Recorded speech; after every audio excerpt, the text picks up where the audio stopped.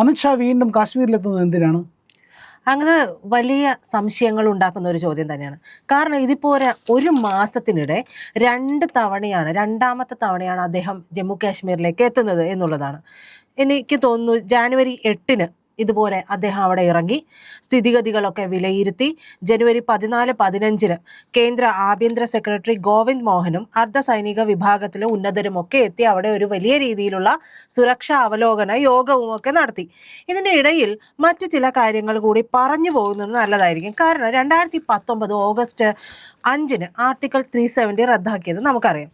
അപ്പോൾ അവിടെ ഭീകരവാദ പ്രവർത്തനങ്ങളിൽ വലിയ കുറവുണ്ടായിട്ടുണ്ട്, ഏറ്റുമുട്ടലിൽ കുറവുണ്ടായിട്ടുണ്ട് എന്നുള്ളത് നമ്മൾ പറയുന്ന ഒരു കാര്യമാണ്. പക്ഷേ എന്നിരിക്കലും അവിടുത്തെ ഒരു ഏകദേശ കണക്ക് 2019 ഓഗസ്റ്റ്, അതായത് ഇത് നടപ്പിലാക്കിയത് മുതൽ 2026 തുടക്കം വരെ ഏതാണ്ട് 750-ലധികം ഏറ്റുമുട്ടലുകൾ ഈ ഭാഗത്ത് നടന്നിട്ടുണ്ട് എന്നുള്ളത് ഒരു ഏകദേശ കണക്കാണ് കേട്ടോ. 10,000-ലധികം ഭീകരർ കൊല്ലപ്പെട്ടു എന്നുള്ള കണക്കുകൾ നമുക്ക് കിട്ടുന്നുണ്ട്. ഏതാണ്ട് 200 അല്ലെങ്കിൽ 230 നമ്മുടെ ജവാന്മാർക്ക് വീരമൃത്യു സംഭവിച്ചു എന്നുള്ളതും കണക്കുകളുണ്ട്. അപ്പോൾ അവിടെ ഈ ആർട്ടിക്കിൾ 370 റദ്ദാക്കി അവിടെ വളരെ കാര്യമായ രീതിയിൽ ജനജീവിതം നല്ല രീതിയിൽ മുന്നോട്ട് പോകുന്നുണ്ട്. അപ്പോഴും അവിടെ വലിയ രീതിയിൽ ശത്രുക്കളുടെ നോട്ടമുണ്ട് എന്നുള്ളതാണ്. നമ്മളെ എങ്ങനെ രീതിയിലും ഒരു അസ്ഥിരപ്പെടുത്തുന്ന രീതിയിൽ ഇവർ പ്രവർത്തിച്ചു കൊണ്ടിരിക്കുന്നു എന്ന് വേണമെങ്കിൽ നമുക്ക് പറയാം. ഈ സമയത്താണ് ഓപ്പറേഷൻ ഓൾ ഔട്ട് എന്ന പേരിൽ ഭീകരർക്കെതിരെ നമ്മൾ നടപടികൾ എടുത്തുകൊണ്ടിരുന്നത്, അതായത് ഏറ്റുമുട്ടലുകളൊക്കെ ഉണ്ടായിക്കൊണ്ടിരുന്നത്. ഈ കൊല്ലപ്പെട്ടിട്ടുള്ള ഭൂരിഭാഗം ഭീകരരും എന്ന് പറയുന്നത് ലഷ്കറും ജെയ്ഷെ മുഹമ്മദ് ഭീകരന്മാരുമാണ് അവിടെ കൊല്ലപ്പെട്ടിട്ടുള്ളത്. ഇതാണെങ്കിലോ മുൻപ് ശ്രീനഗർ കേന്ദ്രീകരിച്ചിട്ടാണ് ഇത്തരത്തിലുള്ള വിഷയങ്ങൾ അവിടെ, അതായത് ഏറ്റുമുട്ടൽ, കടന്നുകയറ്റം, നുഴഞ്ഞുകയറ്റം എന്നിവയൊക്കെ ഉണ്ടായിട്ടുള്ളത്. ഇപ്പോൾ ഇത് പൂഞ്ച്, രജൌറി മേഖലകൾ കേന്ദ്രീകരിച്ചിട്ടാണ് നടക്കുന്നത് എന്ന് പറയുന്നുണ്ട്. ഈ 2026 ജനുവരി പകുതിയോടുകൂടി നമുക്കറിയാം, അതായത് ജനുവരി 18-ന് ആരംഭിച്ചിട്ടുള്ള ഓപ്പറേഷൻ ട്രാഷി അവിടെ വലിയ രീതിയിൽ നടക്കുന്നുണ്ട്. അതും ഈ പറയുന്ന ഭീകരർക്കെതിരെയുള്ള നടപടിയാണ്. അതിൽ ഭീകരന്മാരെ നമ്മൾ തീർക്കുകയും ഒക്കെ ചെയ്തിട്ടുണ്ട്. കിഷ്ത്വാർ വനമേഖലകൾ കേന്ദ്രീകരിച്ചിട്ടാണ് അത് കൂടുതലും ജെയ്ഷെ ഭീകരന്മാരെ ലക്ഷ്യമിട്ടിട്ടാണ് സൈന്യം ഈ ഒരു ഓപ്പറേഷൻ നടത്തിക്കൊണ്ടിരിക്കുന്നത് എന്നുള്ളതാണ്. അപ്പോൾ ഈ ഓപ്പറേഷനൊക്കെ നടക്കുന്നതിനിടയിൽ രണ്ടാമത്തെ തവണ നമ്മുടെ ആഭ്യന്തരമന്ത്രി അവിടെ എത്തുകയാണ് എന്നുള്ളതാണ്. അതായത് അദ്ദേഹം ഫെബ്രുവരി 5-ന് വൈകിട്ട് 5-ഓടുകൂടിയാണ് അവിടെ എത്തുന്നത്, ജമ്മുവിലേക്ക് എത്തുന്നത്. ഫെബ്രുവരി 6-ന് ലഫ്റ്റനന്റ് ഗവർണർ മനോജ് സിൻഹ, കേന്ദ്ര ആഭ്യന്തര മന്ത്രാലയത്തിലെ ഉന്നത ഉദ്യോഗസ്ഥർ, അർദ്ധ സൈനിക സേനാ മേധാവികൾ, കൂടാതെ രഹസ്യാന്വേഷണ ഏജൻസികൾക്ക് പുറമെ അവിടുത്തെ സിവിൽ പോലീസ് ഉദ്യോഗസ്ഥരുമായിട്ടുള്ള വലിയ രീതിയിലുള്ള ഒരു യോഗം നടക്കുന്നുണ്ട് എന്നുള്ളതാണ് നമുക്ക് ലഭിക്കുന്ന വിവരം. അപ്പോൾ ഇനി നമ്മൾ നോക്കുന്നത് കത്വ, ദോഡ, കിഷ്ത്വാർ, ഉധംപൂർ ഈ 3 മേഖലകളിൽ, ഈ 3 സ്ഥലങ്ങളിലായിട്ട് വലിയ രീതിയിൽ വിദേശ ഭീകരർ ഉണ്ട് എന്നുള്ളൊരു റിപ്പോർട്ട് ഇവർക്ക് കിട്ടിയിട്ടുണ്ട് എന്നുള്ളതാണ് ലഭിക്കുന്ന വിവരം. അപ്പോൾ ജമ്മു മേഖലയിലെ ഉയർന്ന പ്രദേശങ്ങളാണ് ഈ പറഞ്ഞ 4 മേഖലകളും. ഈ 4 മേഖലകൾ കേന്ദ്രീകരിച്ചിട്ടാണ് വിദേശ ഭീകരർ ഉണ്ട് എന്നുള്ള റിപ്പോർട്ട് കിട്ടുന്നത്. ഈ ഒരു സമയം കൂടി കണക്കിലെടുത്തിട്ടാണ് അവിടേക്ക് ആഭ്യന്തരമന്ത്രി എത്തുന്നത്. അപ്പോൾ വിദേശ ഭീകര സാന്നിധ്യത്തെക്കുറിച്ച് ആശങ്കകളുണ്ട്. അതായത് ഭീകരരെ കുറിച്ച് എന്നും നമുക്ക് ആശങ്കകളുണ്ട്. നമ്മൾ വളരെ കൃത്യമായ രീതിയിൽ അതിന് പ്രതിരോധിക്കാൻ ശ്രമിക്കുന്നുണ്ട്, പ്രതിരോധിക്കുകയും ചെയ്യുന്നുണ്ട്.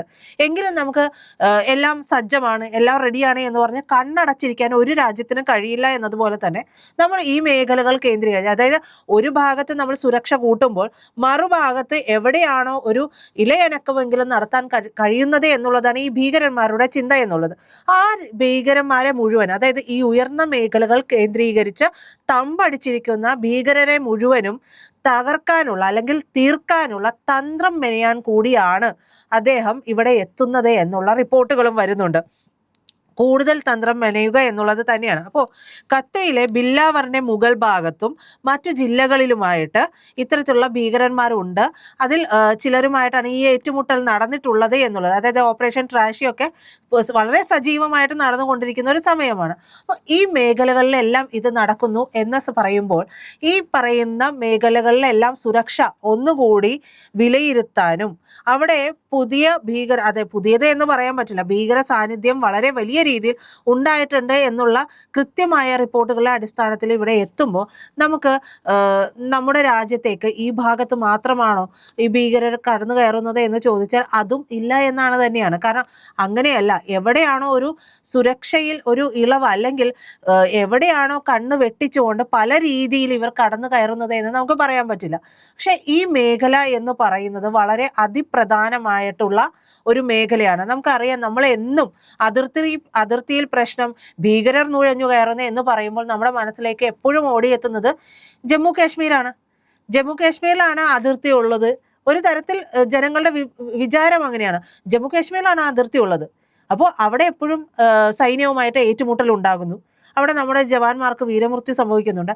അതേ സമയം അതിൻ്റെ എത്രയോ ഇരട്ടി ഭീകരന്മാരെ നമ്മുടെ ജവാന്മാർ തീർക്കുകയും ചെയ്യുന്നുണ്ട്. അങ്ങനെ ഒരു കൺസെപ്റ്റാണ്. അപ്പോൾ ഈ പറയുന്ന ജമ്മു കാശ്മീരിൽ വലിയ രീതിയിലുള്ള ആശങ്കകൾ വീണ്ടും ഉണ്ടാകുന്നുണ്ട്. നമുക്കറിയാം, നമ്മുടെ അതിർത്തിയിൽ മുഴുവനും പാകിസ്ഥാൻ ഭാഗത്തു നിന്നായാലും ഇപ്പോൾ ബംഗ്ലാദേശിൻ്റെ ഭാഗത്തു നിന്നായാലും വലിയ രീതിയിലുള്ള ഒരു ആശങ്ക ഉയർത്തുന്ന സാഹചര്യം ഉണ്ടായിട്ടുണ്ട്. ബംഗ്ലാദേശ് ഏതാണ്ട് എന്ന് പറയാനല്ല, മുഴുവനുമായിട്ടും ജമാഅത്തെയൊക്കെ കൈയടക്കി വെച്ചിരിക്കുന്ന ഒരു രാജ്യം തന്നെയാണ്.